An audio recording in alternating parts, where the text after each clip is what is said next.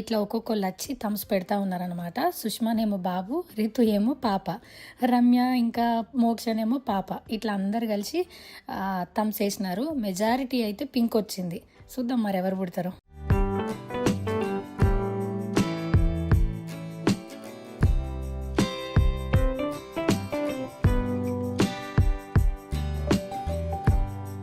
ఓటేశారా? ఎవరికి? Team blue blue bye కే blue blue మేము pink పోయింది.